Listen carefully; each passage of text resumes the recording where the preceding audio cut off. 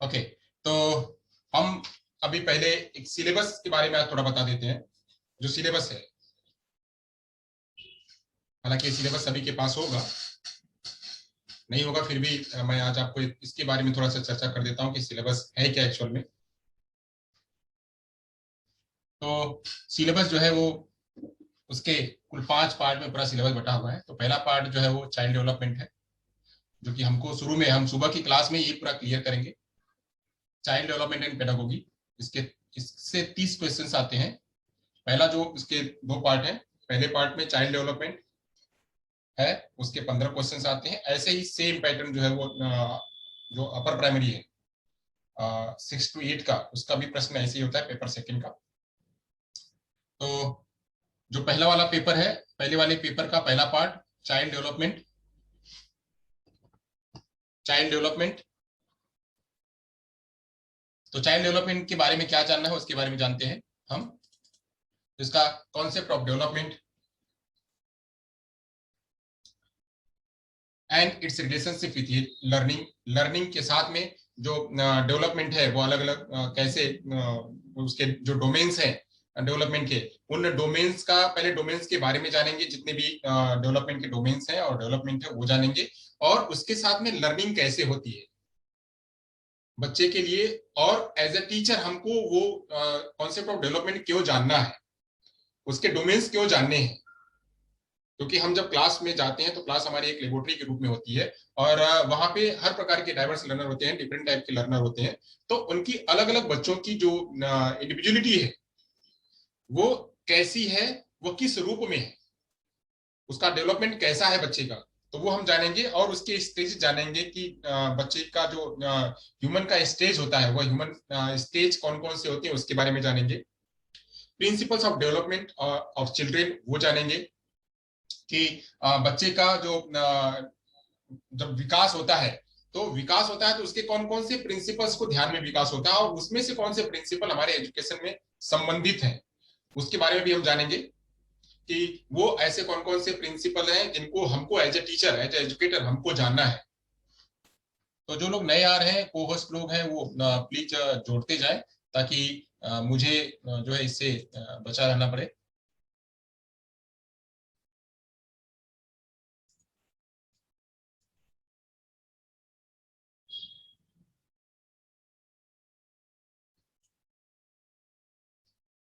Okay, तो अगला जो पार्ट है वो पार्ट है कि हेरिडिटी एंड एनवायरनमेंट। हमेशा ये जो है वो बना रहता है, कॉन्फ्लिक्ट बना रहता है। कोई कहता है हेरिडिटी बहुत इंपॉर्टेंट है, तो वाटसन कहते हैं नहीं, जो है वो एनवायरनमेंट बहुत इंपॉर्टेंट है। उन्होंने कहा भी कि हमको एक ऐसा बच्चा दो कि जैसा हमको एक कोई भी बच्चा दे दो, हम उसको हम अपने हिसाब से जैसा चाहेंगे वैसा बना दें। मतलब वातावरण उसके लिए प्रभावित करता है। तो हेरिडिटी कहाँ प्रभावित करता है, अनुवांशिकता कहाँ प्रभावित करती है, और एनवायरमेंट कहाँ प्रभावित करता है, और वो हमारे लिए एज एजुकेटर क्यों जानना जरूरी है, इसके बारे में विस्तार में चर्चा करेंगे। इसकी पूरी हर हर एक चीज की एक एक दो दो लेक्चर होगा हमारे पास। 3 महीने का समय है। उन 3 महीने के समय में हम भरपूर कोशिश करेंगे कि एक एक कॉन्सेप्ट को बारीकी से आपको समझाएं, ताकि आप जब एग्जाम में बैठें तो आपको वो सारी बातें याद रहेगी, क्या बताया गया था और इसका रिलेशन क्या है। और 1 वीक होने के बाद मैं एक मॉक टेस्ट रखूंगा, उसमें आप लोगों से प्रश्न पूछूंगा। और मैं सभी से गुजारिश करूंगा कि प्लीज आप सभी लोग 1 घंटे, जो हमारा 1 सवा घंटे, मैं 1 घंटे तो आपको पढ़ाऊंगा और 15 मिनट आपके साथ में डिस्कशन करूंगा। मैं डिस्कशन करूंगा, क्वेश्चनिंग आंसरिंग होगी, और 15 मिनट आपका फीडबैक होगा। तो ऐसे कुल मिलाकर के 1.5 घंटे चलेगा। 1.5 घंटे में पढ़ाना 1 ही घंटे होगा, 1 घंटे ही पढ़ाएंगे। बाकी के जो समय है वो समय में हम आपके साथ में थोड़ा डिस्कस करेंगे और थोड़ी चर्चाएं चलाएंगे, प्रीवियस नॉलेज और हमारा आगे की रणनीति, वो उसके बारे में चर्चा करेंगे। 1 घंटे का लेक्चर, परफेक्ट 1 घंटे का लेक्चर डेली रहेगा। ओके, अब हालांकि आज का जो लेक्चर वो स्टार्ट हो गया है, आधा घंटा हमने अपने इनोग्रल में ओपनिंग में निकाला है, उसके बाद का जो समय है वो हम यहाँ से खत्म करेंगे। तो स्टार्ट करते हैं। तो इतना तक हमने जाना कि कॉन्सेप्ट ऑफ डेवलपमेंट हमको जानना है, प्रिंसिपल्स ऑफ डेवलपमेंट जानना है, इन्फ्लुएंस ऑफ हेरिडिटी एनवायरनमेंट जानना है, सोशलाइजेशन का प्रोसेस क्या होता है। अगला पॉइंट है सोशलाइजेशन प्रोसेस। क्योंकि बच्चा जब परिवार में होता है, परिवार से जब विद्यालय में आता है, और विद्यालय से जब समाज में जाता है, तो उसका एक प्रोसेस होता है। वह कैसे जब बच्चा इन्फेंसी पीरियड में होता है तो उसका सोशलाइजेशन प्रोसेस कैसे होता है, फिर उसके बाद जो है वो अर्ली चाइल्डहुड में जाता है तो उसका सोशलाइजेशन प्रोसेस क्या होता है, फिर जब चाइल्डहुड में आता है तो उसका प्रोसेस कैसे होता है। और वह प्रोसेस वह प्रोसेस बच्चा जो है अपने टीचर्स के साथ में, पेरेंट्स के साथ में और पीयर्स के साथ में कैसे मेंटेन करता है, वह मेंटेन भी हम जो है वो जानेंगे। तो इन सब के बारे में विस्तार में जानेंगे, विस्तार में ही जानना है, क्योंकि अगर विस्तार में जाने रहेंगे तो जो भी प्रश्न आएगा उसको आप आसानी से हल कर सकेंगे। ओके, अगली बात आती है कुछ थियरीज हैं। वो थियरीज हैं, तो थियरीज में पियाजे की थियरी है, कोहलबर्ग की थियरी है, वाइगोस्की की थियरी है। इसके बारे में जानेंगे, पियाजे की थियरी क्यों इंपॉर्टेंट है। पियाजे की थियरी से हर बार हर जो है क्वेश्चन में लगभग सभी पेडागोगी में और जो है चाइल्ड साइकोलॉजी में, दोनों में से एक दो प्रश्न तो आते ही हैं। कोहलबर्ग से 1-2 प्रश्न आते हैं, वाइगोस्की से 1-2 प्रश्न आते हैं, और वाइगोस्की का तो पक्का हो गया है कि हर प्रश्न में से आता ही आता है। तो बीएड वालों ने तो थोड़ा पढ़ा हुआ है, डिप्लोमा के जो बच्चे हैं उनको, और जो पीटीसी के बच्चे हैं उनको, जो बीएसटीसी के बच्चे हैं उनको इसके बारे में डीप नॉलेज नहीं हो पाता है। बीएड में तो पूरा सिलेबस ही है इसके बारे में पढ़ाई दिया गया है पढ़ने के लिए। तो इसका विस्तार में हम चर्चा करेंगे कि पियाजे की थ्योरी कैसी होती है, किस रूप में वह जरूरी है, कोहलबर्ग की थ्योरी कैसी होती है, किस रूप में जरूरी है, वाइगोस्की की थ्योरी किस रूप में होती है, उसको क्या जानना है, ये सब के बारे में हम जानेंगे। ओके, आगे बात करते हैं concept of child centred and progressive education. Child centred education क्या होता है, मैंने अभी पिछले लेक्चर में लिया हुआ था, तो चाइल्ड सेंटर्ड में बता रहा था, चाइल्ड सेंटर्ड और सब्जेक्ट सेंटर्ड। तो चाइल्ड सेंटर्ड और प्रोग्रेसिव एजुकेशन क्या है, लगातार बढ़ने वाली। प्रोग्रेसिव मतलब क्या, हमेशा उच्चतम की ओर बढ़ना, एक स्टेप आगे जाना, अपवर्ड जाना। तो अपवर्ड जाने के लिए वह एजुकेशन कैसी होगी कि बच्चा, उसको हम फोकस करें कि बच्चे पर ध्यान करना है, बच्चा ही पढ़ेगा, बच्चे को ही पढ़ाना है, हम अपना नहीं थोपेंगे, उसको ध्यान रखते हुए बच्चा आगे कैसे जाएगा, एक स्टेप 2 स्टेप आगे कैसे बढ़ेगा। तो उसके बारे में, प्रोग्रेसिव एजुकेशन के बारे में जानेंगे। इससे भी प्रश्न जो है 1-2 प्रश्न हमेशा आते हैं, और सारे प्रश्न जो है वो अप्लाइड बेस के आते हैं। तो अप्लाइड बेस का प्रश्न कैसे आता है, उसके क्वेश्चंस को हम देखेंगे, और साथ में हमने जो कंटेंट पढ़ा हुआ है, जो कॉन्सेप्ट सीखा हुआ है, उस कॉन्सेप्ट को भी जो है हम उसको क्लियर करेंगे। ओके, तो आगे चलते हैं, वो है critical perspective of the construct of intelligence. जो बुद्धि है, वो बुद्धि का निर्माण कैसे होता है, बुद्धि कैसे बनती है, और वह किस रूप में आती है, और अलग अलग रूपों में, अलग अलग बच्चों में वर्बल और नॉन वर्बल के रूप में बुद्धि का विकास होता कैसे है, वो सब हम जानेंगे।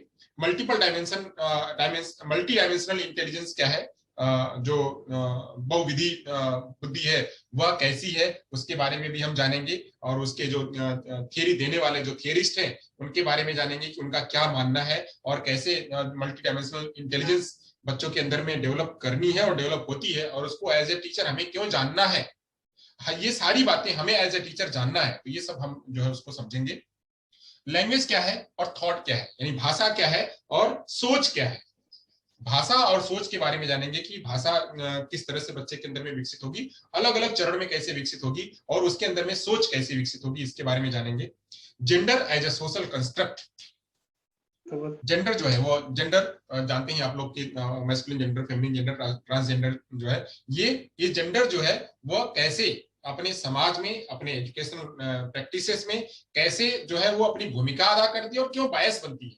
यानी कहाँ पे लड़कियों को अलग कर दिया जाता, लड़कों को अलग कर दिया जाता, ट्रांसजेंडर को अलग कर दिया जाता, वो क्यों होता है, या फिर हम एक साथ में जब सबको ले लेते हैं तो वो कैसे होता है, और उसका क्या फायदा होगा। अगर हम सभी को एक साथ में लेके आएंगे तब क्या फायदा होगा, सबको सेग्रीगेट अगर कर देंगे तो क्या फायदा होगा। तो इन दोनों के बारे में भी हम विस्तार में चर्चा करेंगे जब हम पढ़ेंगे इसको। तो ये हो गया, आगे चलते हैं। Individual difference among learner understanding differences based on the diversity of language, caste, gender, community, religion, ये सब जो है हम विस्तार में चर्चा करेंगे। तो अभी मैं बोर्ड का इस्तेमाल नहीं कर रहा हूँ, अभी आपके सामने स्लाइड वो शेयर हो रही है, उसी पे ध्यान करिए। तो मैं अभी खाली उतना पर बात कर रहा हूँ, क्योंकि सिलेबस एक बार हमको पता रहेगा, हमारा टारगेट पता रहेगा, तो हम उस पर जो दौड़ सकेंगे। हमारा रनवे अगर पता रहेगा कि हमें कौन से रनवे पर दौड़ना है, कौन सा जो हमारा ट्रैक है, सड़क कौन सी है, वो सड़क है कैसी, कौन सी है और है कैसी, और कितनी लंबी है, तो उसी हिसाब से हम स्पीड लगाएंगे और उसी हिसाब से पढ़ेंगे। तो हमको वो जानना बहुत जरूरी है, तो इसलिए मैं सिलेबस आज आपको ओवरव्यू कर रहा हूँ। तो ये हम पढ़ेंगे। तो अभी हम बात कर रहे थे इंडिविजुअल डिफरेंस। हर कोई देखिए यहाँ पे जितने भी लोग हमारे साथ में जुड़े हैं, ये 24 लोग जुड़े हैं, 24 लोग जो है वो अलग अलग प्रकार के हैं, सबकी इंडिविजुअलिटी अलग अलग है, सब लोग की डिफरेंसेस अलग अलग। कोई जो है वो एक बार में सीख सकता है, कोई 2 बार में सीख सकता है, कोई देख करके सीख सकता है, कोई सुन करके सीख सकता है, कोई देख करके और सुन करके दोनों सीख सकता है, कोई ऐसा है जिसको कि एक्टिविटी करके सीखना पड़ता है, कोई एक्टिविटी करके सीखता है। तो ये अलग अलग जो है वो सबकी सोच है और सबका सीखने का तरीका है। कास्ट के आधार पे सीखने का, कास्ट जो है वो भी आकर के इसमें इंडिविजुअल डिफरेंस बन जाता है, जेंडर भी इंडिविजुअल डिफरेंस आकर के बन जाता है, अलग अलग कम्युनिटी भी इंडिविजुअल डिफरेंस आकर के बन जाती है, जो धर्म है वो भी आकर के इंडिविजुअल डिफरेंस बन जाता है, सीखने का तरीका जो है वो भी इंडिविजुअल डिफरेंस बन जाता है, सिखाने का तरीका जो है वो भी इंडिविजुअल डिफरेंस बन जाता है। तो ऐसे ये अलग अलग प्रकार के जो इंडिविजुअल डिफरेंसेस हैं व्यक्ति में, हर व्यक्ति यूनिक होता है, हर बच्चा यूनिक होता है, हर बच्चे की यूनिकनेस क्या है, वही यूनिकनेस को हमको पकड़ना है और उसी के आधार पर उसको हमको काम कराना है। तो वो पकड़ने के लिए हमारे पास वो क्रिटिकल थिंकिंग होनी चाहिए कि हम उसको पकड़ेंगे कैसे, उसकी जो इंडिविजुअल डिफरेंस उसको हम कैसे खींच के लेके आएंगे और उसी पर फोकस करेंगे। तो एज ए टीचर हमारी क्लास में चाहे वो 35 बच्चे हों, चाहे वो 12 बच्चे, चाहे हमारे पास क्लास में 35 बच्चे हों, चाहे 12 बच्चे हों, चाहे अभी हमारी क्लास में 23 बच्चे, ऐसे में हमें सारे बच्चों की इंडिविजुअलिटी और इंडिविजुअल डिफरेंस को जानना होगा, तभी हम ये बात को पहुंचा सके।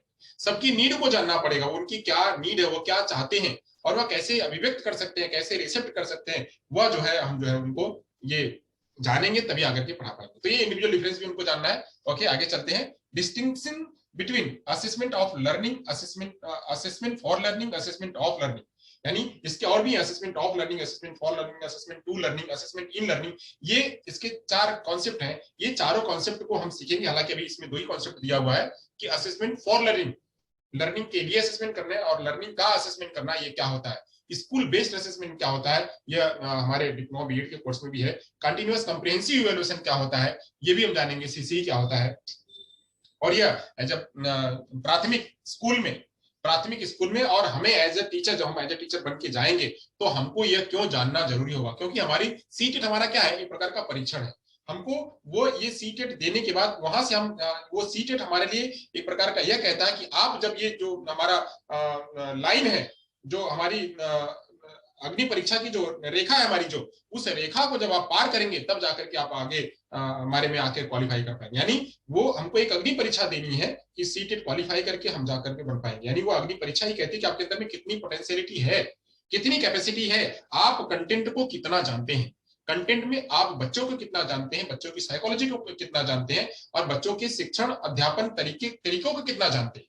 तो ये तभी हम जान पाएंगे जब हम उसको पढ़े रहेंगे, और उसको ऐसे नहीं पढ़ेंगे, उसको क्रिटिकल व्यू में पढ़ेंगे, उसको जो है हम बिल्कुल ऐसी सोच में पढ़ेंगे कि जो कि कोई नहीं जानता है। तो ऐसे हम पढ़ेंगे, वहां पे 1 वे प्रोसेस नहीं, वो 2 वे प्रोसेस बनेगा। तो 2 वे प्रोसेस में हम चलेंगे। तो असेसमेंट में मैंने बताया कि असेसमेंट फॉर लर्निंग क्या होती है, असेसमेंट ऑफ लर्निंग क्या होती है, स्कूल बेस्ड असेसमेंट क्या होता है जिसको एसबीए भी कहते हैं, और फिर सीसी कंटीन्यूअस कॉम्प्रिहेंसिव इवैल्यूएशन क्या होता है उसके बारे में हम जानेंगे, और उसकी ग्रेडिंग कैसे करते हैं, क्या देखते हैं उसमें, कैसे उसको जो है हम मूल्यांकन करके हम उसका बच्चों को लेके जाते हैं, उसका क्या फायदा है टीचर के लिए, क्या स्कूल के लिए, क्या समाज के लिए, ये सब भी हम जो है उसमें जानेंगे, विस्तार में जानेंगे। तो आप लोग हमसे ऐसे ही, मैं उम्मीद करूंगा कि मैं आपसे काम लूंगा और आप मेरे से काम लेंगे, या रेसिप्रोकल चलता रहेगा हमेशा। तो आगे चलते हैं। formulating appropriate questions for assessing readiness level learner, for enhancing learning and critical thinking in the classroom, for assessing learner achievement। यहाँ पे कह रहा है कि हम बच्चों के लिए appropriate questions कैसे तैयार करेंगे। अप्रोप्रिएट क्वेश्चंस का मतलब क्या, कि जैसे आप लोग जानते होंगे, जब पढ़ा है आप लोगों ने और कुछ लोगों ने नहीं पढ़ा है, तो हम प्रश्न कैसे निर्माण करते हैं, प्रश्नों के निर्माण करने की तरीका जो है वो ब्लूम की टेक्सोनॉमी के आधार पर होती है। तो ब्लूम की टेक्सोनॉमी में हम क्या करते हैं, नॉलेज, अंडरस्टैंडिंग और एप्लीकेशन टाइप के प्रश्न पूछते हैं। तो वो नॉलेज, अंडरस्टैंडिंग और एप्लीकेशन टाइप के प्रश्न हम पूछेंगे कैसे, किस लेवल, बच्चों का लेवल क्या देखेंगे, और उसके आधार पे बच्चों के अंदर में लर्निंग कैसे इनहेंस होगी। यानी हम, अब आप लोग अभी देखिए जानते हैं माइक्रो टीचिंग में एक आता है प्रोबिंग क्वेश्चन, खोजपूर्ण प्रश्न। माइक्रो टीचिंग में एक आता है प्रश्न, एक स्किल आती है माइक्रो टीचिंग की, जिसको कहते हैं क्या, प्रोबिंग क्वेश्चन। प्रोबिंग क्वेश्चन कहते हैं, यानी खोजपूर्ण प्रश्न। यह भी एक स्किल होती है। यह स्किल आप जब लेके आएंगे, तो जब बच्चों से जितना हम, आप लोगों को कहते हैं कि जब भी आप लेसन लेते हैं तो लेसन में आप एक कंटेंट पढ़ा लीजिए, कंटेंट पढ़ाने के बाद बच्चों से प्रश्न पूछिए। तो जब बच्चों से प्रश्न पूछेंगे तो बच्चों के अंदर में एक जिज्ञासा जागृत होगी, उसका जवाब देने का जिज्ञासा जागृत होगी। तो जिज्ञासा जब जागृत होगी तो बच्चों के अंदर में वो ब्रेन स्ट्रोमिंग होगी। जब ब्रेन स्ट्रोमिंग होगी तो बच्चा उस कंटेंट को बिल्कुल परफेक्ट सीख पाएगा। तो इसके लिए जो है वह हमको प्रोबिंग क्वेश्चन जानना पड़ता है, और प्रोबिंग क्वेश्चन के साथ में ही हमें क्वेश्चन पूछने के तरीके कौन कौन से होते हैं। तो क्वेश्चन पूछने के तरीके वह मैंने आपको चर्चा करी हुई है कि क्या होते हैं। जो ये लोअर ऑर्डर के प्रश्न होते हैं, हालांकि प्राइमरी बेस है तो प्राइमरी बेस में लोअर ऑर्डर के प्रश्न पूछे जाते हैं। तो नॉलेज लेवल के प्रश्न, नॉलेज लेवल के प्रश्न, अंडरस्टैंडिंग लेवल के प्रश्न,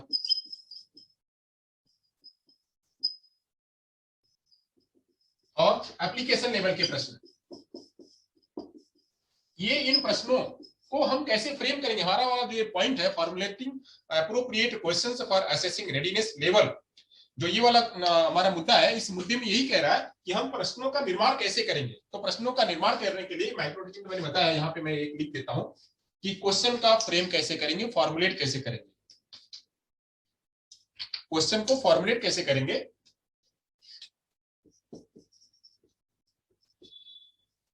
फॉर्मुलेटिंग द क्वेश्चंस। तो क्वेश्चन करने के लिए हमने कहा कि माइक्रो टीचिंग जब कराई जाती है तो माइक्रो टीचिंग में एक स्किल आती है, ये स्किल है, इस स्किल का नाम है प्रोबिंग क्वेश्चंस। प्रोबिंग क्वेश्चन, ये स्किल के जरिए हम बच्चों में कैसे नॉलेज टाइप का प्रश्न कैसे पूछना, अंडरस्टैंडिंग प्रश्न कैसे पूछना है, एप्लीकेशन प्रश्न कैसे पूछना है बच्चों से, यह टीचर के अंदर में स्किल डेवलप कराई जाती है।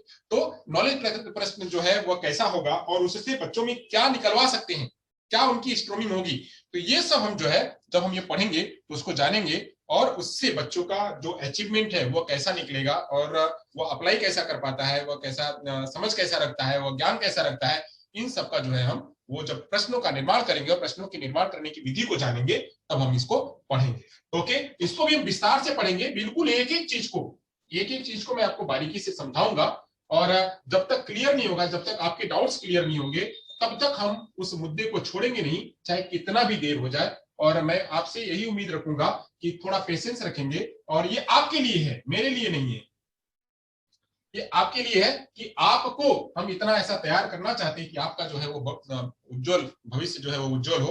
तो ये आप समझेंगे, क्योंकि आपने अभी तक जो पढ़ा हुआ वो सब कुछ सरफेस पढ़ा हुआ है, उसको कैसे क्वेश्चंस के साथ में रिलेट करना है ये बहुत जरूरी है। और मैं आप लोगों से भी ये अनुरोध करूंगा कि आप लोग अपने प्रश्नों को, अगर आपको कहीं प्रश्न लगता है तो हमको आप मैसेज करिए, व्हाट्सएप करिए कि सर ये प्रश्न आगे की क्लास में आप डिस्कस करिएगा। तो हो सकता है कि मैं, हर कोई व्यक्ति परिपूर्ण नहीं होता है, मैंने पहले ही कहा कि ये रेसिप्रोकल होगा, खाली वन वे नहीं होगा, टू वे होगा। तो आपको कहीं भी प्रश्न कोई लगता है तो प्रश्न को आप वहां से फोटो भी खींच करके हमको भेज सकते हैं, तो उस पर मैं थोड़ी, अगर हमको क्विक नॉलेज होगा तब तो मैं उस पर मुझे प्रैक्टिस करने की जरूरत नहीं पड़ेगी, अगर नॉलेज मुझे नहीं होगा तो मैं उसको थोड़ा और थोड़ी प्रैक्टिस करके आपके साथ में वो प्रश्न मैं सबके साथ में डिस्कस करूंगा अगली क्लास में। तो ऐसे आपके पास अगर कहीं प्रश्न होता है तो आप मुझे प्रश्नों को शेयर करिएगा, और मैं, मेरे पास जो होगा वो तो मैं क्लास में आकर के शेयर करूंगा।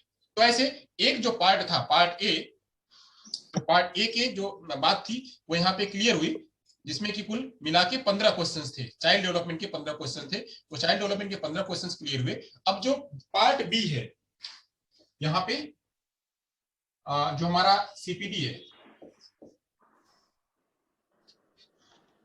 जो सीपीडी है, इस सीपीडी के हमारे कुल, या इसको हम इस तरह से कर ले, सीडीपी कर ले, चाइल्ड साइकोलॉजी या चाइल्ड डेवलपमेंटल साइकोलॉजी, दोनों एक तरह से कहते हैं। सीपीडी कह ले, चाइल्ड साइकोलॉजी एंड डेवलपमेंट कह ले, चाहे चाइल्ड डेवलपमेंट ऑफ साइकोलॉजी कह ले, चाइल्ड डेवलपमेंट एंड साइकोलॉजी कह ले, चाहे चाइल्ड साइकोलॉजी एंड डेवलपमेंट कह ले, सीपीडी भी कह सकते हैं, सीडीपी भी कह सकते हैं। चलो हम सीपीडी कहते हैं, चाइल्ड साइकोलॉजी एंड डेवलपमेंट। तो सीपीडी में, सीपीडी का जो पहला वाला पार्ट है, वो पहला वाला पार्ट है चाइल्ड साइकोलॉजी से, चाइल्ड साइकोलॉजी। अब इसके जो है वो कुल कितने प्रश्न हैं, कुल मिलाकर के 15 प्रश्न। तो 15 प्रश्नों के मैंने विस्तार में नीचे चर्चा करी है कि 15 प्रश्न जो है कौन कौन से हैं। आपको, आप सभी को जो है वो बोर्ड शायद दिख रहा होगा, क्योंकि बोर्ड इस तरह से है ही बनाए मैंने कि वो दिखेगा आपको। अगर नहीं दिख रहा हो तो आप मुझे बोर्ड को पिन कर लीजिएगा, और दोनों चीजें आप देख सकते हैं, फोन में भी देख सकते हैं और वैसे भी देख सकते हैं। तो अगर नहीं दिख रहा होगा तो आप मुझे चैट बॉक्स में लिख सकते हैं, चैट बॉक्स में आप मुझे लिखेंगे तो हमको अच्छा लगेगा कि आपको क्या समस्या है और मुझे किस तरह से किस पेस में चलना है।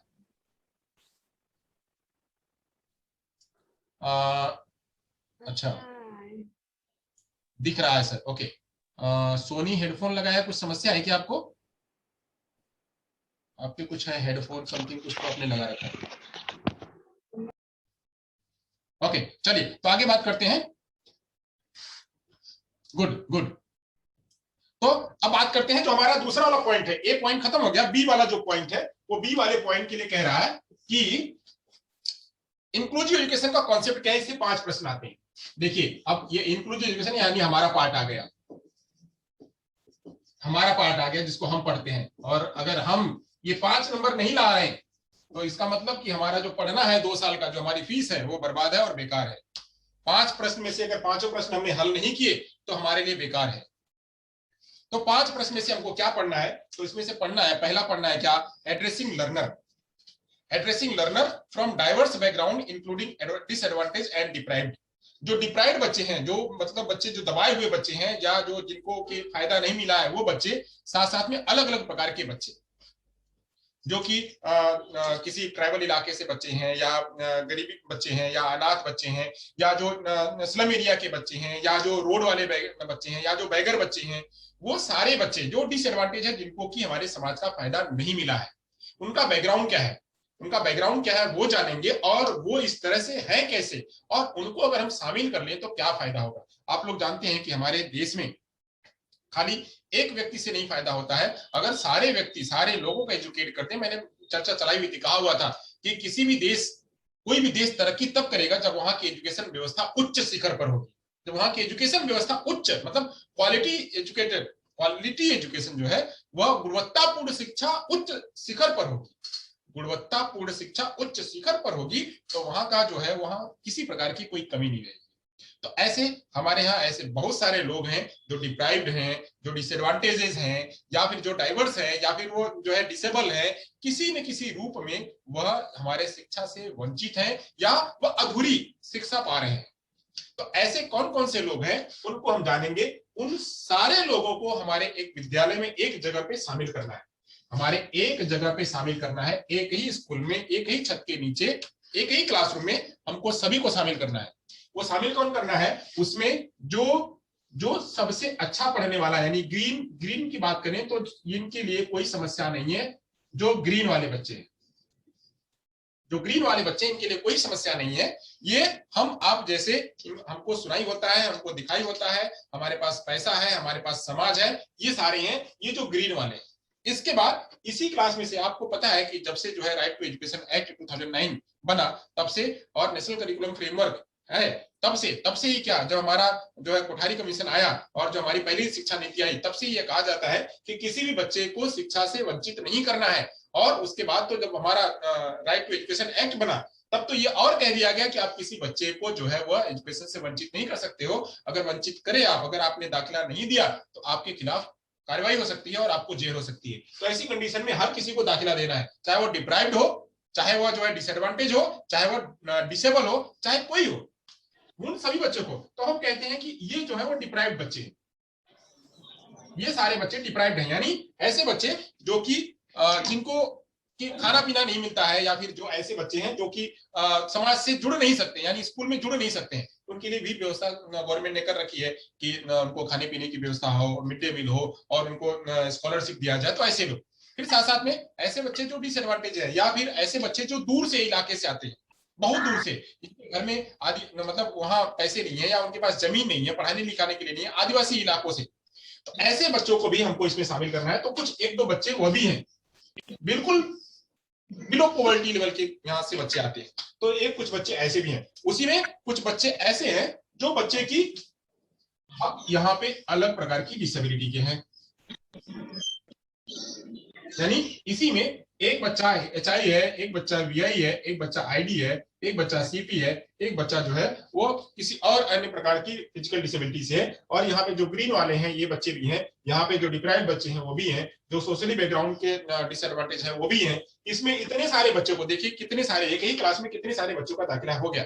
अब देखिए, तो अगर हम काउंट कर लेते हैं तो कितने बच्चे हैं हमारी क्लास में, 30 से 35 बच्चों की होना चाहिए। जो जनरल बच्चों की क्लास होती है उसमें 30 से 35 बच्चों की क्लास होती है। अब देखते हैं कितने बच्चे हमने लिए, तो 1 2 3 4 5 हो गए रेड वाले बच्चे, 5 1 2 3 4 5 6 7 8 9 10 10 बच्चे हो गए जनरल, तो 5 10 15 15 और डिसेबल बच्चे कितने, 15 हो गए, 1 2 3 4 5, 15 5 20 बच्चे हो गए, मतलब 5 बच्चे डिसेबल के तो 20 बच्चे हो गए। और जो ये हमारे जो बिल्कुल ट्राइबल इलाके से आते हैं, जो गांव खेड़े से बिल्कुल दूर से आते हैं बच्चे, उनके लिए वो 2 बच्चे, तो 20 2 22।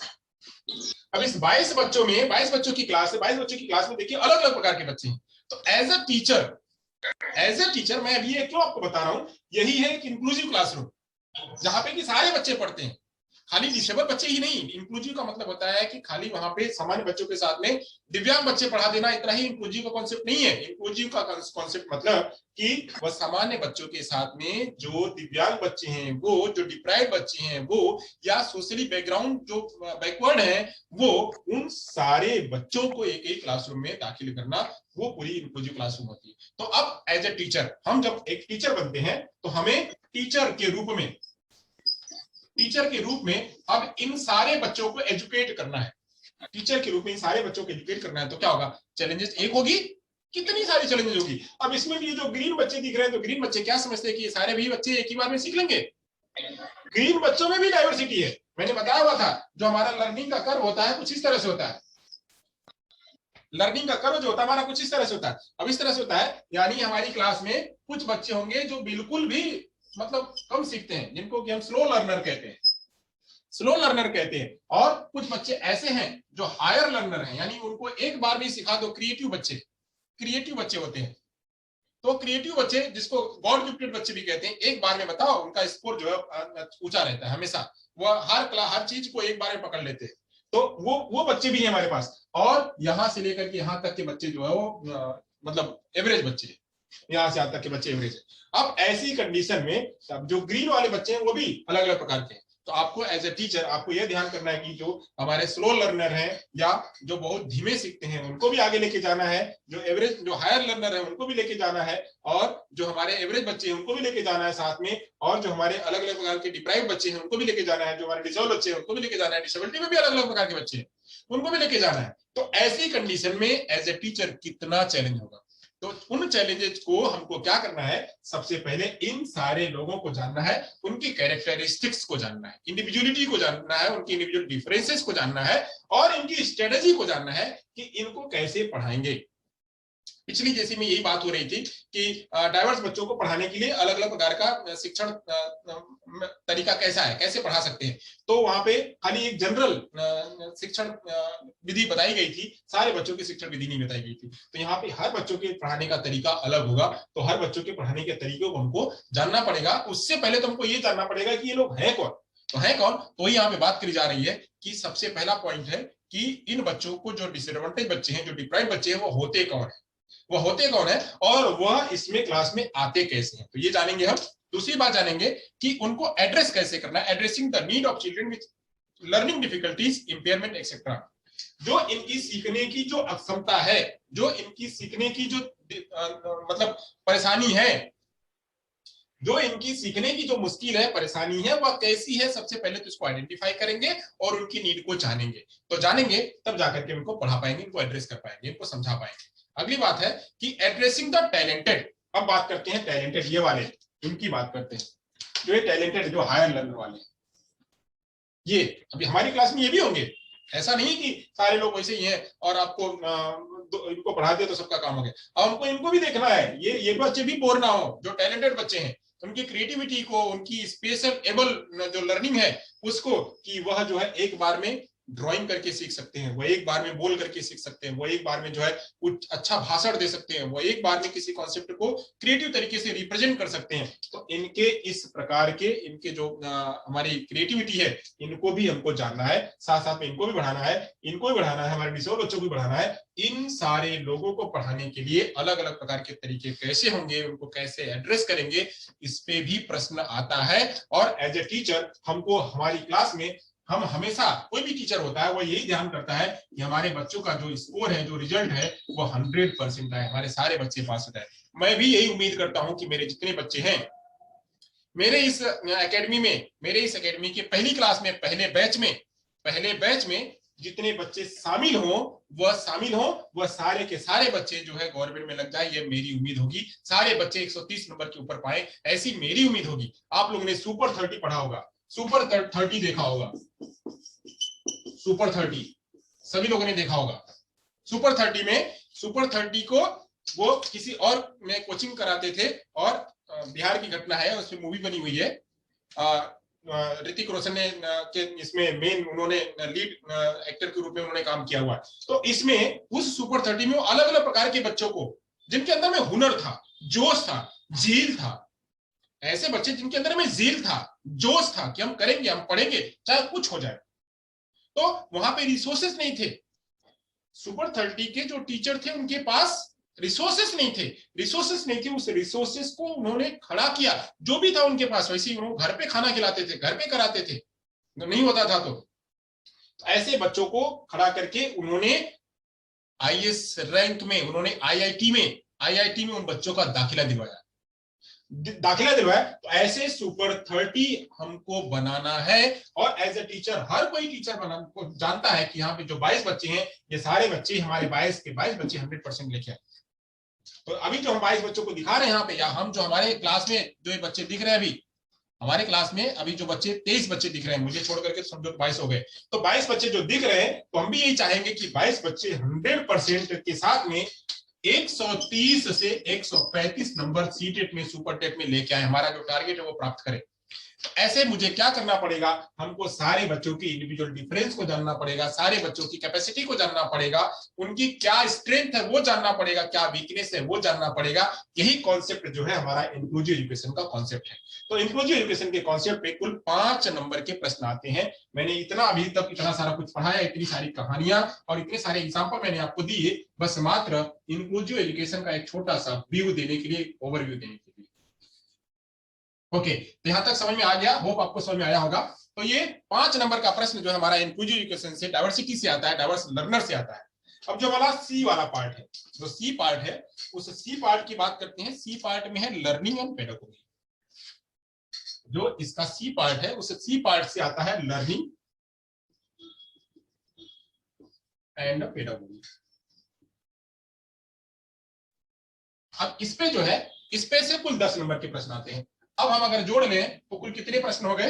पहला पार्ट का 15, 5 20 और 10 30 नंबर का जो हमारा वो CPD से हो गया, 30 नंबर यानी पहला पेपर। अब बात करते हैं लर्निंग और पेडागोगी क्या है। तो लर्निंग कैसे होती है इसके बारे में जानते हैं, इसका भी विस्तार से पढ़ेंगे। यही वाला पार्ट जो है ना, वो बहुत घुमाऊ पार्ट है। जो सी वाला पार्ट है वो बहुत ही घुमाऊ है। देखने में तो बहुत अच्छा लगता है, ये जो सी पार्ट है देखने में बहुत अच्छा लगेगा, अरे ये तो प्रश्न बिल्कुल दिख रहा है हमको, है यही तो होगा। पर जब आप करके आते हैं, जब घर पे आंसर मैच करते हैं तो पता लगा ओ ये भी था उसमें, तो गलत हो गया हमारा। आपको एक जैसा ही दिखेगा, 4 ऑप्शन रहेंगे, उन 4 ऑप्शन में से आपको दो प्रश्न के जो आंसर जो है, मतलब 2 ऑब्जेक्टिव, ये 1 2 3 4, इसमें से कोई ये या कोई ये आपको एक जैसा ही दिखेगा। अगर आपने स्टेटमेंट ढंग से नहीं पढ़ा, जो प्रश्न है वो आपने ढंग से नहीं पढ़ा, तो आपको लगेगा कि ये वाला सही, जबकि सही ये वाला होगा, ये गलत होगा, ये सही होगा। तो इसको जानने के लिए हमको थरोली प्रैक्टिस करनी पड़ेगी, जानना पड़ेगा कि कैसा होता है, उसको पढ़ना पड़ेगा। सबसे पहले स्टेटमेंट को पढ़ना पड़ेगा, स्टेटमेंट में क्या कह रहा है उसको जानना पड़ेगा। कभी कभी मेरा जो अक्सर मैं क्लास में यूज करता हूं कि मैं 2 निगेटिव सेंटेंस एक साथ में यूज करता हूं। तो कभी कभी 2 निगेटिव सेंटेंस एक साथ में होते हैं तो उसका आंसर जो होता है वो पॉजिटिव होता है। तो ऐसे ही एक निगेटिव एक पॉजिटिव होगा तो उसका आंसर निगेटिव होगा। तो इन सारी बातों को भी हमको प्रैक्टिस करना है, हम प्रैक्टिस करेंगे। तो सबसे पहले तो कॉन्सेप्ट को जानेंगे कि उसका कॉन्सेप्ट होता क्या है। तो कॉन्सेप्ट जो है वो जानते हैं। आइए बात करते हैं इसमें क्या है, क्या क्या समझना है हमको। पहले हम सिलेबस को जान लेते हैं। पहली क्लास में देखिए हम तो आपको ऐसे ही थोड़ा सा ओवरव्यू दे रहे हैं, बाकी की विस्तार में चर्चा करेंगे कि चीज क्या होती है, क्योंकि वो तभी आएगा जब आप उसको पढ़ेंगे, थॉरोली पढ़ेंगे। और सभी लोग इसके लिए, हमारी क्लास के लिए अलग से एक नोट्स बना लीजिए। और नोट्स के लिए आप लोग जो है, एक जैसे मैं देख रहे हैं यहाँ देख रहे हैं, एक जो है ब्लैक पेन है, एक ग्रीन पेन है, एक ब्लू पेन है और एक रेड पेन है। मैंने इन पेनों का इस्तेमाल किया हुआ है। इन पेनों का इस्तेमाल इसलिए किया हुआ है कि आपको अलग अलग रूपों में अलग अलग बातें दिखे। जब अलग अलग बातों में मैं लिखूंगा तो आप उस पर फोकस करेंगे कि ये बातें कही जा रही है। तो वैसे ही जब आप नोट्स बनाएंगे तो वहां पे इन पेनों का इस्तेमाल करेंगे और पेनों को इस्तेमाल करते उसको हाईलाइट करते हुए जाएंगे, ताकि आपको एग्जाम में जब दोबारा खाली रिवीजन करना हो तो खाली वही पॉइंट याद करना हो, बाकी तो आपने पढ़ लिया हुआ है। ओके, आगे चलते हैं। तो लर्निंग पेडागोगी में पहला वाला पॉइंट है, वो कह रहा है कि how children think and learn, बच्चे कैसे सोचते हैं और कैसे लर्न करते हैं। एक बच्चा जो बच्चा होता है, हम सोचते हैं अब बच्चों को तो आ गया होगा, हम अब यहीं पे गए बच्चे दिख रहा होगा, बच्चों को सब समझ में आ रहा होगा, हम जो कह रहे हैं वो सब समझ में आ रहा होगा। अब जब हम बच्चा बनेंगे, जब हम बैठेंगे तब तो हमको पता चलेगा ना। हम जब सुनेंगे कान में लगा करके, ईयरफोन लगा के जब सुनेंगे तब हमको पता चले कितना दर्द होता है, पढ़ना कितना मुश्किल होता है, थरो स्टडी करना कितना मुश्किल होता है, रात रात भर जगना कितना मुश्किल होता है, कितनी एनर्जी चाहिए होती है। वो तब पढ़ेंगे, तब हम बच्चे की हिमायत, बच्चे की तकलीफ तब समझेंगे, तब खुद बच्चा बन के पढ़ेंगे। तो ऐसे ये सोचना, ये जानना कि बच्चे कैसे सोचते हैं, बच्चे कैसे लर्न करते हैं, ये हमको जानना, यानी उनकी जो बच्चों की जो चाइल्ड की थिंकिंग प्रोसेस है उसको जानना है। थिंकिंग प्रोसेस को हमको जानना है, उनकी थिंकिंग प्रोसेस क्या होती है और उनकी लर्निंग प्रोसेस क्या होती है। लर्निंग प्रोसेस हमको इनको जानना है, थिंकिंग प्रोसेस और लर्निंग प्रोसेस को जानना है कि एक बच्चा सक्सेस कैसे होगा, क्या सोचेगा, क्या सोचेगा, ये बच्चा क्या सोचेगा कि ये हमको इसको अचीव कराना है, सक्सेस, इसको सक्सेस अचीव कराना है। सक्सेस मतलब क्या, पास होना। क्या सोचे, क्या पढ़े कि यह सक्सेस को प्राप्त कर ले, क्या करे, क्या लर्निंग करे, कैसी लर्निंग करे कि यह सक्सेस को प्राप्त कर ले। किसान को जानते हैं आप लोग, किसान उसको लर्निंग डिसेबिलिटी थी, वह पढ़ नहीं सकता था, वह उसको अक्षर नाचते थे, उसको जो है डिसलेक्सिया था। अब डिसलेक्सिया की कंडीशन में भी वह क्लास में टॉप हुआ, मतलब एक उसकी ऐसी क्षमता थी, उस क्षमता में सबसे ऊपर हुआ। जरूरी नहीं है कि खाली लिख करके पढ़ करके आगे जाना है। हम कह रहे हैं कि जरूरी नहीं है कि हम जो है इसमें से सब नंबर लेके आएंगे, उसमें से नंबर लेके आएंगे, हमको 135 नंबर ही लेके आना ना। एक पार्ट अगर हमारा थोड़ा कमजोर होगा तो बाकी पार्ट तो हमारा मजबूत है, वहां से किसके लेके जाएंगे। तो ऐसे सबसे पहले हमको हमारे पार्ट, ये नहीं है हम अगर इसको मजबूत कर लिए, इसको मजबूत, दो को मजबूत कर लिए तो ये वाला जो एरिया है हम इसको आसानी से मजबूत कर लेंगे। तो सबसे पहले हम कहें कि नहीं, पहले भैया जो कमजोर है पहले उसको मजबूत करेंगे, जो पहले कमजोर उसको मजबूत करेंगे तो कभी भी मजबूत नहीं होगा, ना तो ये पाया ही मजबूत हो पाएगा, ना तो आप बाकी के पाए मजबूत हो पाएंगे। ऐड करना, जो पाया है वो पाया ही मजबूत, मतलब जो हमारा कमजोर पाया है, जो कमजोर पाया है, उस कमजोर पाया को संभालने के चक्कर में लगे तो हमारा जो स्ट्रॉन्ग पाया है वो भी डूब जाएगा। तो सबसे पहले हमको क्या ध्यान करना है, सबसे पहले मजबूत पाया को संभाल के रखना है। जो मजबूत हमारा पाया है, जो मजबूत हमारा एंगल है, जो मजबूत हमारा एस्पेक्ट्स है, उस स्ट्रॉन्ग एस्पेक्ट्स को हमको रखना है पहले, और जो हमारा कमजोर वाला है उस पर फोकस करना है। ये हमारे रहेंगे तो ऑटोमेटिक हम यहाँ इसको अचीव कर लेंगे। तो ये ध्यान करना है कि बच्चे की थिंकिंग प्रोसेस और बच्चे की लर्निंग प्रोसेस होती क्या है, और उसके आधार पे हम बच्चे का अचीवमेंट कैसे करा पाएंगे, सक्सेस कैसे करा पाएंगे और स्कूल में परफॉर्मेंस कैसा दिला पाएंगे। तो वो हम इसके अलग अलग जो प्रोसेस है, थिंकिंग के प्रोसेस और लर्निंग के प्रोसेस, इसके बारे में जानेंगे। ओके, तो ये हो गया बात बच्चे का थिंकिंग प्रोसेस और लर्निंग प्रोसेस। अब आगे की बात करते हैं, आगे की बात करते हैं basic awareness of teaching and learning. अब बात देखिए, दो बातें होती हैं। अब एक तो हो गया, इसमें दूसरा वाला इसका जो पॉइंट है वो कह रहा है टीचिंग और लर्निंग दो बातें। एक तुमको करनी है टीचिंग और एक करनी है हमको लर्निंग। टीचिंग और लर्निंग ये दोनों वाइस वर्सा चलते हैं।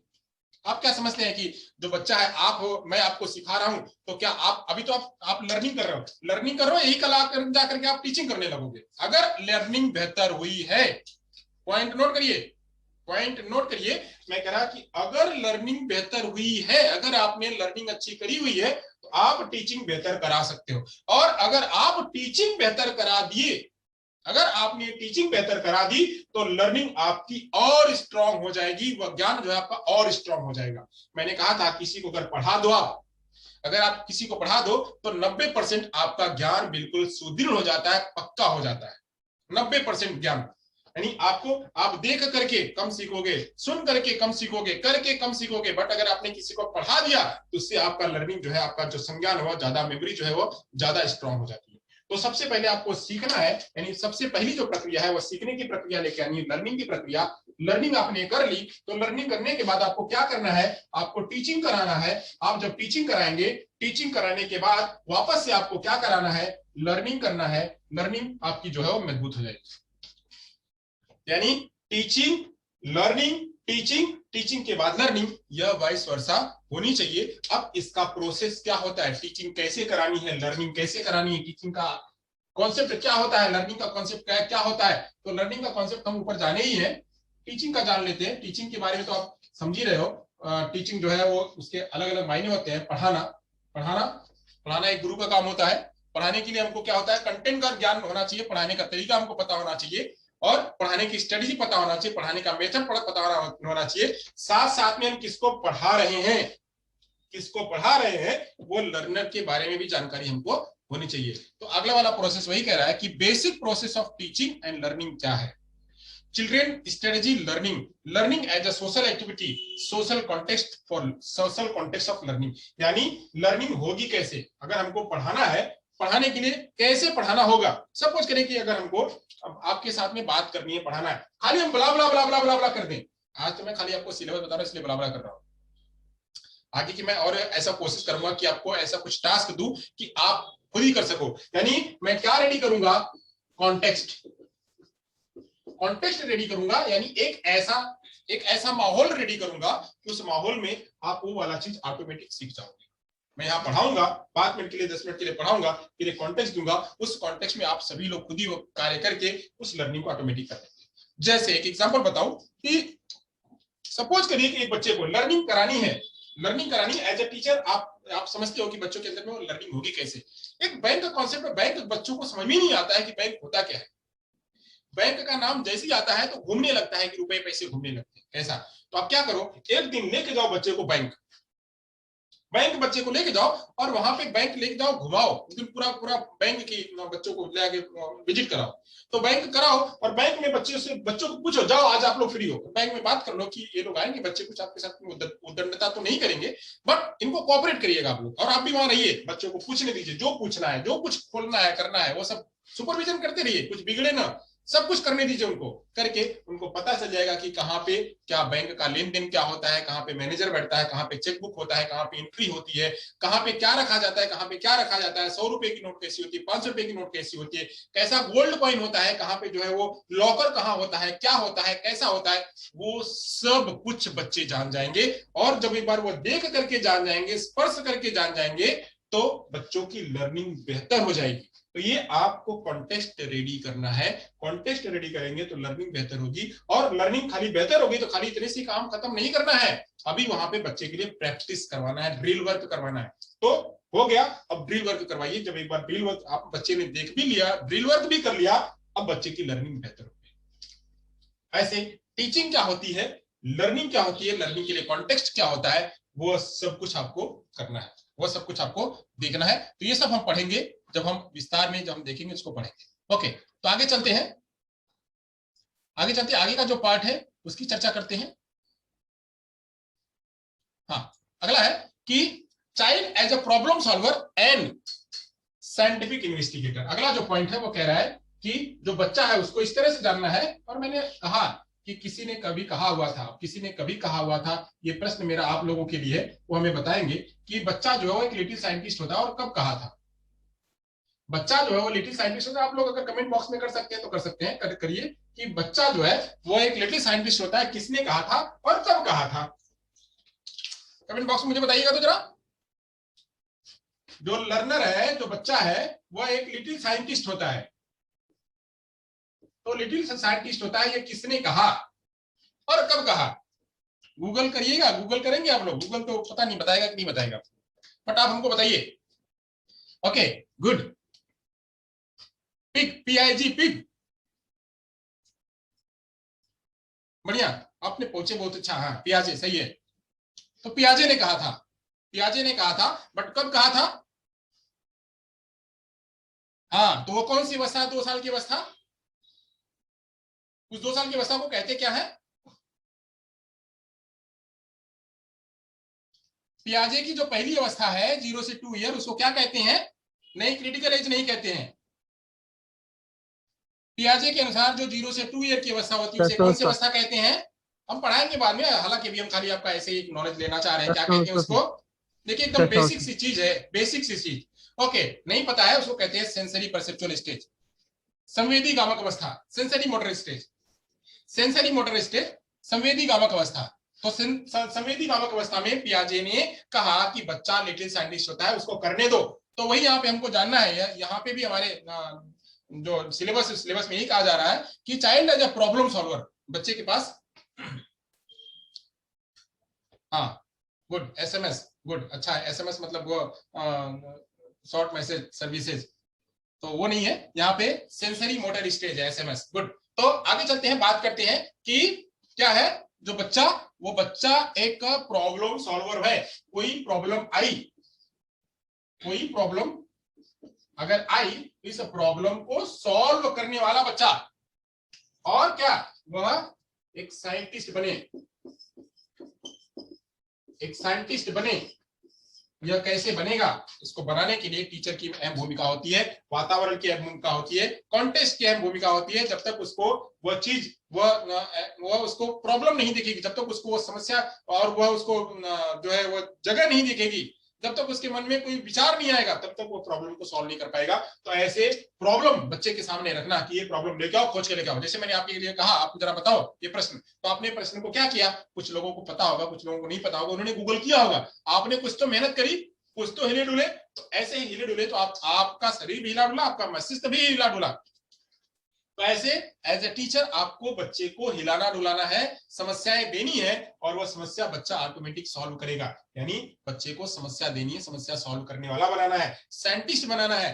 तो यह कैसे होगा, यह कैसे होगा, बच्चा एक प्रॉब्लम सॉल्वर कैसे बनेगा, एक साइंटिफिक इन्वेस्टिगेटर कैसे बनेगा, एक साइंटिस्ट कैसे बनेगा, इसके बारे में भी चर्चा करनी है और उसके बारे में भी जानना है। तो इसके लिए भी प्रश्न आते हैं, और ये प्रश्न बहुत जटिल प्रश्न होते हैं, इसका प्रश्नों का जवाब देना थोड़ा मुश्किल होता है। तो हम जब थरोली पढ़ेंगे तो हमको पता चल जाएगा। ओके, यहां तक हो गया। अब आगे की बात करते हैं, जो हमारा अगला वाला पॉइंट है, वो अगली पॉइंट है, अगला पॉइंट है कि alternative conception of learning in children, understanding children's error as a significant step in the learning. अगर हम गलती करेंगे, अगर हम गलती करेंगे तभी सीखेंगे, जिसको हम कहते हैं trial and error. Trial and error, trial and error, जितना हम ट्रायल करेंगे उतनी ही गलतियां करेंगे, और जितनी गलतियां करेंगे उतनी ही सीखेंगे। तो ऐसे अब इस गलती करा बच्चे, तो गलती करने के बाद उसके लिए अलग से जो अल्टरनेटिव चीज है वो क्या होगी, और उसकी गलतियों को कैसे जानेंगे, और गलतियों को सॉल्व कराने के लिए क्या क्या हम स्टेप्स लेंगे, क्या क्या स्टेप्स लेंगे कि बच्चा गलती कर रहा है तो गलती करने के बाद वो सुधारेगा कैसे, उसकी भूल को कैसे सुधारेंगे। उसकी भूल को सुधारने के लिए हम जो है उसके बारे में यहाँ पे विस्तार में पढ़ेंगे, और उसकी रणनीति भी बनाएंगे। यानी बच्चे का गलती कैसी है, पढ़ते समय, पढ़ाते समय, ये प्रॉब्लम को सॉल्व करते समय, बच्चा जब साइंटिस्ट बन रहा है उस समय कौन सी गलती कर रहा है, उस गलती को सुधारना कैसे है, और उसी गलती को पकड़ना है। गलती करना एक अच्छी बात है, इंसान गलतियों का पुलिंदा होता है, भूल का पुलिंदा होता है, उसके पास ढेर सारी भूलें होती हैं। भूल होना अच्छी बात, मतलब गलत बात नहीं है, भूल होना अच्छी बात है। जो करेगा वही करेगा, जो दौड़ेगा वही गिरेगा, और जो गिरेगा वही गिरने का एहसास जानेगा। जो टच करेगा, एक बच्चा आपको मैंने बताया हुआ था कि एक बच्चा जो ऐसा एक गर्म लैंप है, जब इसको छुएगा, जब गलती करेगा, छूने की गलती करेगा तभी जलेगा, और जलेगा तभी उसको अनुभव होगा कि कैसा होता है।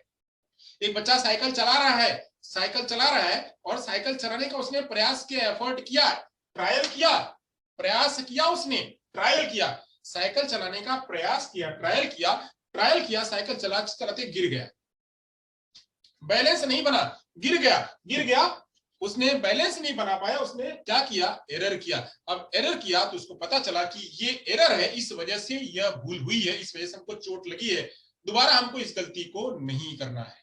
तो वैसे ही ट्रायल कराना बच्चे के लिए, एरर कराना, और एरर करा करके वापस से उसका सोल्यूशन बच्चे को देना, तब जाकर के बच्चा क्या करेगा, लर्निंग बेहतर कर पाएगा। यह क्यों जरूरी है, इसके बारे में भी हमको जानना। तो यहां तक होप आपको समझ में आया होगा। आगे चलते हैं, आगे की बात है कॉग्निशन एंड इमोशंस, बहुत ही जरूरी है कॉग्निशन एंड इमोशंस। संज्ञान क्या है, संज्ञान क्या है, यानी संज्ञान के बारे में जानेंगे, कॉग्निशन के बारे में, और संवेग के बारे में जानेंगे, इमोशन के बारे में जानेंगे। संज्ञान और संवेग, इन दो को जानेंगे। संज्ञान क्या होता है और संवेग क्या होता है। संज्ञान से ही जितना संज्ञान होता है, हालांकि वो हमारा इंटेलिजेंस का पार्ट होता है, हमारी बुद्धि का पार्ट होता है, बट जितना संज्ञान होता है उसी के आधार पे हम जो है वो डिसाइड करते हैं आईक्यू का। यह बुद्धि का पार्ट होता है, बट संज्ञान उसमें काफी अहम भूमिका निभाता है। तो आईक्यू होती है, और जब हम संवेग निकालते हैं तो उसे हम ईक्यू निकालते हैं। यहाँ पे इंटेलिजेंस क्वोशिएंट निकालते हैं और यहाँ पे हम इमोशनल क्वोशिएंट निकालते हैं। तो आईक्यू और ईक्यू दोनों एक साथ में चलते हैं, और ये दोनों हमारी लर्निंग को आगे बढ़ाने के लिए और व्यक्ति को उच्च शिखर पर पहुंचाने के लिए यह दोनों चीजें बहुत ही इंपॉर्टेंट होती है। जिसका आईक्यू लेवल ऊपर है, जिसका ईक्यू लेवल ऊपर है, कुछ लोगों का आईक्यू लेवल तो बहुत ज्यादा होता है बट ईक्यू लेवल नहीं होता है। कुछ बच्चों का आईक्यू लेवल बहुत ज्यादा होता है बट ईक्यू लेवल बहुत कम होता है। तो वह व्यक्ति बुद्धि का तो प्रखर होता है, यहाँ यह तो हेड तो है, हेड है मगर हेड बगर है, हेड है बट हेड बगर है। हेड तो है, मतलब उसके पास हेड दिया हुआ है, हेड तो मस्तिष्क तो दिया हुआ है, बट हेड को कंट्रोल करने के लिए वह नहीं है, हेड ही नहीं है। सोचिए बार बार मैं कह रहा हूं, हेड है बट हेड बगर, हेड के बिना हेड है, हेड के बिना हेड है। हेड कौन? यह ईक्यू, दिल कहेगा, मस्तिष्क कहेगा, कंट्रोल करेगा, तब तो जाकर के बुद्धि काम करेगी। यह काम की, बट यही नहीं, कहां देना है, किसको देना है, किस लिए देना है। पता चला कि ये दो व्यक्ति हैं, हम दो व्यक्तियों की बात कर लेते हैं। एक ये व्यक्ति है और एक ये बी व्यक्ति है। अब ये कलेक्टर है, यहाँ पे बहुत बढ़िया आईक्यू बहुत बढ़िया है, वो जो है वो डीएम बन गया, डिस्ट्रिक्ट मजिस्ट्रेट बन गया है। बुद्धि अच्छी है, आईक्यू अच्छा है, डीएम बन गया, डिस्ट्रिक्ट मजिस्ट्रेट बन गया। अब बन गया, किसी का कोई कमेंट है? ओके, जरा देख लेते हैं किसी ने कोई चैट किया है। सर आईक्यू और ईक्यू में क्या अंतर होता है? गुड, प्रेम राजपूत जी इसके बारे में बताएंगे, चर्चा चलाएंगे। सब बातें मैं आपको बता रहा हूँ, ये सारी समस्याएं दे रहा हूँ, इन सारी समस्याओं को नोट करके रखिएगा। आईक्यू और ईक्यू क्या होता है और उसी में मैं चर्चा कर रहा हूँ। अभी वही मैं बता रहा हूँ, थोड़ा सा ओवरव्यू बता रहा हूँ। आईक्यू और ईक्यू के बारे में ही मैं बता रहा हूँ, थोड़ी चर्चा चला रहा हूँ। ये सब विस्तार में हम जानेंगे, आईक्यू और ईक्यू क्या होता है, सब चीजें क्या होती है, क्योंकि हमारे इसमें है। तो अब हम एक उदाहरण के जरिए समझते हैं। एक व्यक्ति डीएम हो गया है, डीएम यानी डिस्ट्रिक्ट मजिस्ट्रेट हो गया है। अब यह कैसे हो गया? इसका आईक्यू लेवल ज्यादा था, यानी यह पढ़ता ज्यादा था और इसके अंदर में कुछ समझ में अच्छा आता था, और ये डीएम बन गया फटाक। पहली बार में ही उसने आईएएस और पीसीएस का एग्जाम दिया और ये जो है वो क्वालिफाई हो गया, पास हो गया, डीएम बन गया व्यक्ति। अब डीएम बन गया, इसको पता है कि एक कोई चीज, एक कोई वस्तु किसको डिलीवर करनी है, एक कोई वस्तु जो है वो किसको डिलीवर करनी है, किसको देनी है। सपोज करिए कि उसके पास एक कोई असाइनमेंट है या कोई टास्क है, इसके पास कोई टास्क है, डीएम के पास कोई टास्क है, और इसके पास दो व्यक्ति हैं, एक व्यक्ति ए है और एक व्यक्ति बी है। अब इसको यह पता नहीं, यह बस इतना ही जान रहा है कि यह व्यक्ति इसके जैसा ही है, यह व्यक्ति इसके जैसा ही है, यानी इसका आईक्यू लेवल जो है वो बहुत ज्यादा है। इसका आईक्यू लेवल, ए वाले का आईक्यू लेवल ज्यादा है, तो इसने क्या किया, यह टास्क इसको दे दिया। बट इसको यह पता नहीं कि यह टास्क जो है आईक्यू और ईक्यू दोनों से चलने वाला है। यानी इसको, यह व्यक्ति को सामाजिक भाव भी पता होना चाहिए, इसको लोगों का संवेग भी पता होना चाहिए। यह खुद संवेगिक है, इसको संवेगों को बैलेंस करना आता है, इसको संवेगों को बैलेंस करना आता है। इसके पास क्रोध कम है, इसके पास दया भाव ज्यादा है, इसके पास सब कुछ ज्यादा है, मतलब वह सब कुछ मेंटेन करके चलता है। इसका ईक्यू लेवल ज्यादा है, इसका आईक्यू लेवल ज्यादा है। तो ईक्यू लेवल अगर किसी का ज्यादा है तो आसानी से आईक्यू को भी मेंटेन कर सकता है। अगर किसी का आईक्यू लेवल ज्यादा है तो ईक्यू नहीं है, तो वह उस टास्क को बराबर मेंटेन नहीं कर पाएगा, वह गुस्सा हो जाएगा, वह खाली हर जगह दिमाग ही चलाएगा। तो हर जगह दिमाग ही थोड़ी ही चलता है, हर जगह दिमाग ही नहीं चलता, कभी कभी दिमाग के अलावा दिल से भी बात करनी पड़ती है, वहां से भी सोचना पड़ता है। यानी आईक्यू के साथ में ईक्यू भी साथ में चलाना पड़ता है। तो आईक्यू और ईक्यू जिसका दोनों बैलेंस होता है वह आगे उच्च शिखर पर पहुंचता है। आजकल आईक्यू की बातें कम होती हैं और ईक्यू की बातें ज्यादा होती हैं। जितने भी मोटिवेशनल स्पीकर हैं उनको आप समझिएगा, उनको देखिएगा, तो वह ज्यादा फोकस जो है ईक्यू पर करते हैं कि ईक्यू का महत्व बहुत ज्यादा है। तो ऐसे हम आईक्यू और ईक्यू इसके बारे में जानेंगे। आईक्यू मतलब क्या, कि मतलब अब वो संज्ञान के बारे में बात करेंगे, कॉग्निशन कैसा होता है वो कॉग्निशन को जानेंगे, और संवेग को जानेंगे। संवेग मतलब क्या, इमोशन को जानेंगे। ओके, यहां तक समझ में आ गया। अब आगे चलते हैं, आगे की बात करते हैं। हमारा ये जो तीसरा वाला पार्ट है उसकी बात करते हैं, उसमें है motivation and learning. Motivation and learning. आज देखिए, आज हमारी पहली क्लास है, एक एग्जांपल देते हैं, आज हमारी पहली क्लास है, और पहली क्लास में अगर मैं पहली क्लास में ही मतलब ये रहूं, कुछ भी मेरे अंदर में जोश ना हो और मैं आपको मोटिवेट ना करूं, आपको ना समझा सकूं, आपको ना कर सकूं, मैं खुद ही इनपंक्चुअल रहूं या मैं खुद इरेगुलर रहूं, तो क्या आप हमको फॉलो कर पाएंगे? आप हमको फॉलो करेंगे? नहीं फॉलो करेंगे। तो ऐसे ही हम आपको आपको मोटिवेट करेंगे कि पढ़ा आपने, आज एक पढ़ लिया, आपने एक कॉन्सेप्ट सीख लिया, आपने एक कॉन्सेप्ट सीख लिया, वेरी गुड। देखिए एक कॉन्सेप्ट से कितना फायदा हुआ, आपका 1 नंबर 2 नंबर क्लियर हो गया। एक कॉन्सेप्ट सीख लिया, आपका 1 नंबर इसमें से क्लियर हो गया, 2 नंबर क्लियर हो गया। अब पढ़ना ही कितना है, अब तो 28 नंबर ही पढ़ने हैं बस। आपने कल कल और पढ़िएगा, आज आपने 1 घंटे पढ़ा ना, गुड, देखिए 2 नंबर क्लियर हो गया। कल 1.5 घंटे पढ़ेंगे, हाँ 1.5 घंटे पढ़ेंगे तो ओके। कल दूसरे दिन जो है 1.5 घंटे, यहाँ पे हमने 1 आवर पढ़ा, 1 आवर पढ़ा तो हमारा 2 नंबर क्लियर हुआ, हमारा 2 नंबर क्लियर हुआ। अब यहाँ पे हम कह रहे हैं कि दूसरे दिन हम जो है 1.5 घंटे पढ़ेंगे और 3 कॉन्सेप्ट सीखेंगे, 3 कॉन्सेप्ट सीखेंगे और हम 2 घंटे सीखेंगे,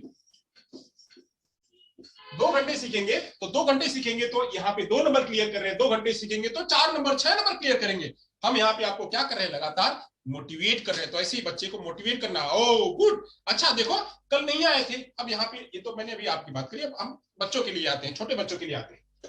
छोटे बच्चों की बात करते हैं कि आपने कहा कल बच्चा नहीं आया था, एक दिन बच्चा नहीं आया, वीक में एक दिन बच्चा नहीं आया और उस दिन आपने कुछ करा दिया तो बच्चे को नुकसान हो। दूसरे दिन वो बच्चा रोने लगा, बोला कि आपने पढ़ा दिया, सभी लोग आगे चले गए, मैं पीछे रह गया हूं। तो बोला कोई बात नहीं बेटा, कल आपने क्या सीखा हुआ था तो उसी को आगे आगे लेके चलना है। तो आपने थोड़ा सा उसको सहायता दे दिया कि बेटा कल होगा। अच्छा दूसरे दिन आप जो है गैर हाजिर मत होना, आप एब्सेंट मत होना।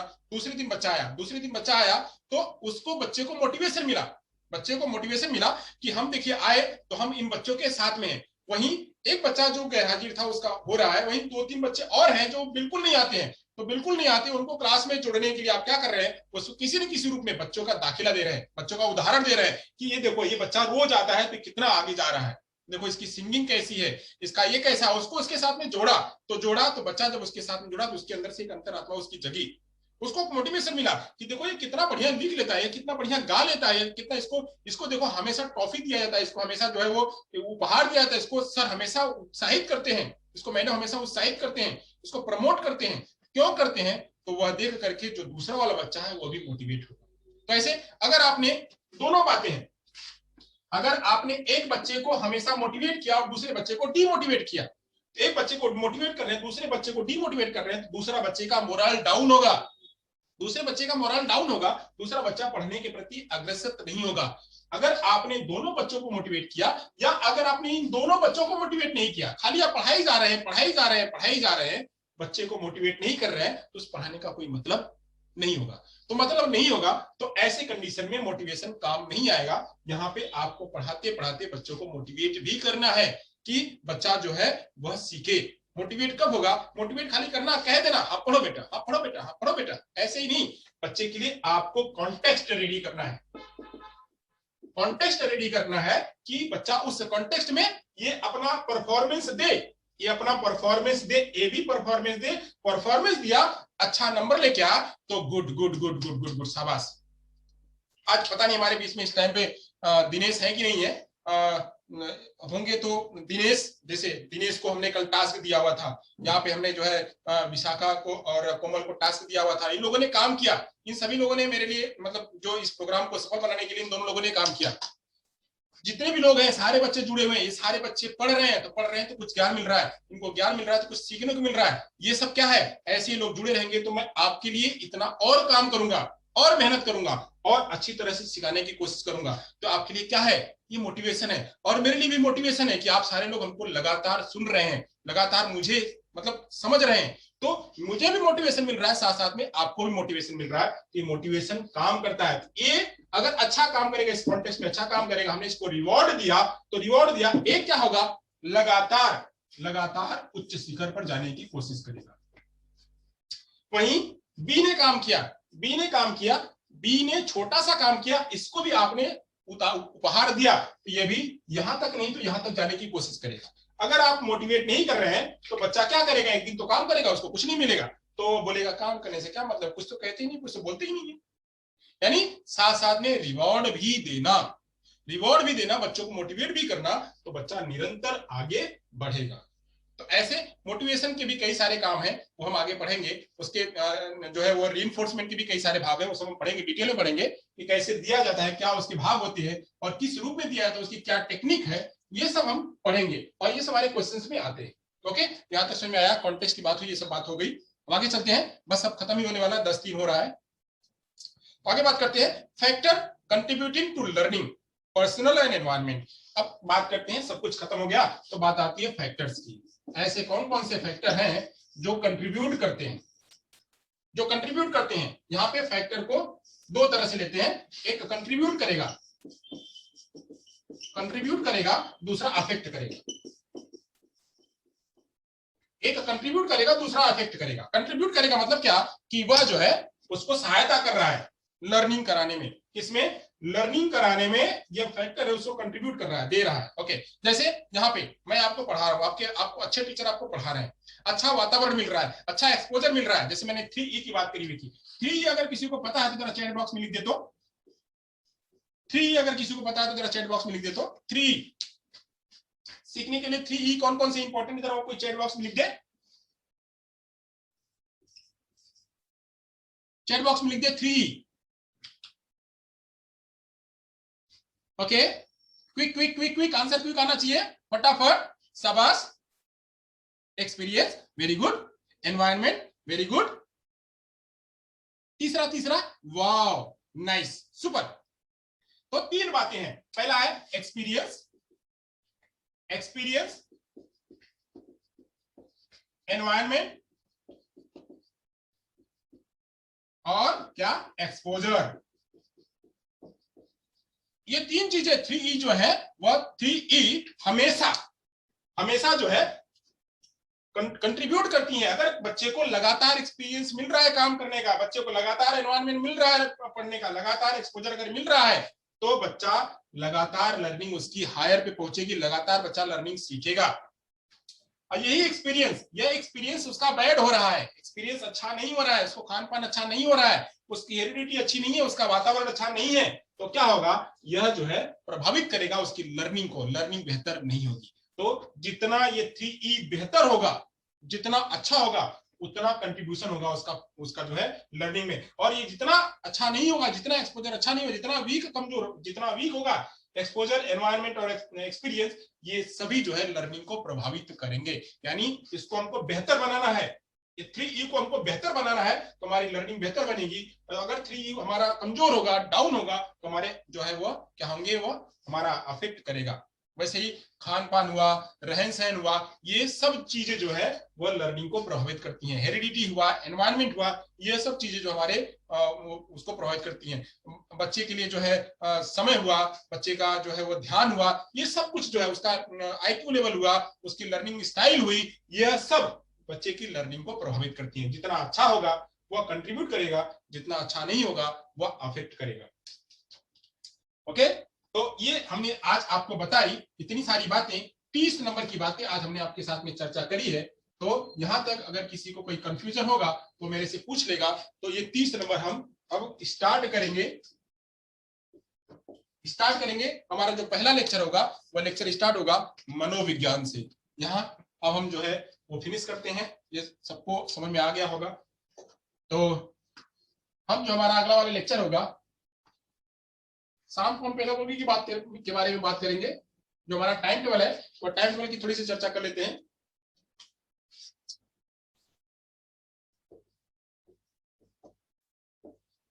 टाइम टेबल जो होगा हमारा वो 2 शिफ्ट में होगा, शिफ्ट 1 और शिफ्ट 2। शिफ्ट 1 में जो होगा वो होगा मॉर्निंग सेशन। शिफ्ट 1 जो होगा वो मॉर्निंग सेशन होगा।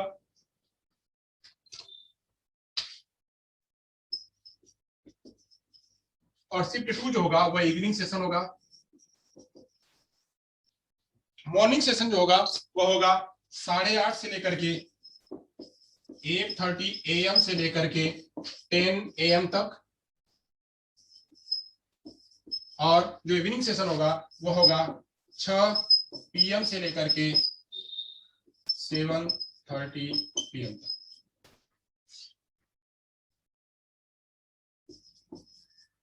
इस तरह का हमारा जो है वो पूरा प्लान हमारा रहेगा, इसी में हम चर्चा आपके साथ में करेंगे। तो इस सेशन में मॉर्निंग सेशन में जो हमारा जो कोर्स चलेगा वो कोर्स चलेगा सीपीडी का, चाइल्ड साइकोलॉजी एंड डेवलपमेंट का, और शाम के समय चलेगा हमारा पेडागोगी का।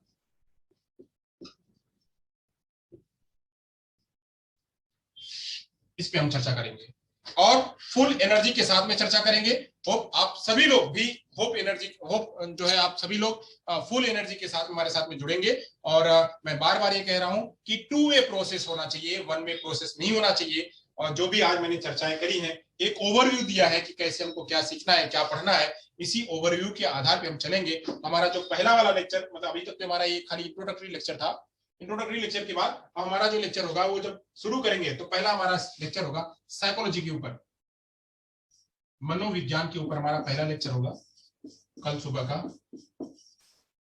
का जो लेक्चर होगा वो हमारा मनोविज्ञान का होगा। मनोविज्ञान क्या होता है, किस रूप में होता है, कैसे होता है, इसके बारे में चर्चा करेंगे। ओके, तो अब हम आप लोगों से मिलेंगे शाम के टाइम पे 6 बजे। 6 बजे मिलेंगे, ठीक ऐसे ही इसी जगह पे 6 बजे मिलेंगे। तो 6 बजे तक के लिए आप लोग जो है हमसे विदा ले सकते हैं। और अगर किसी को यहाँ कोई प्रश्न है तो हमसे पूछ सकता है। सुबह का टाइम है, थोड़ा सा आप लोगों को नहाना धोना, कॉलेज आना, ये सब में समस्या रहेगी, बट वो टाइम मैनेज कर लेंगे, जैसा आप लोग कहेंगे वैसा करेंगे। तो यहाँ तक मैंने जो पढ़ाया आप लोगों को समझ में आया होगा। तो ये वीडियो को कट करके मैं डालूंगा, तो वीडियो को लाइक करिएगा, शेयर करिएगा, ज्यादा से ज्यादा लोगों तक पहुंचाइएगा ताकि सभी तक यह पहुंचे। तो यहाँ मैं अपनी बात को इस मुद्दे को लेकर के यहाँ अपनी बात को जो है वो विराम देता हूँ। Thank you so much. जहां रहिए, स्वस्थ रहिए, सुरक्षित रहिए।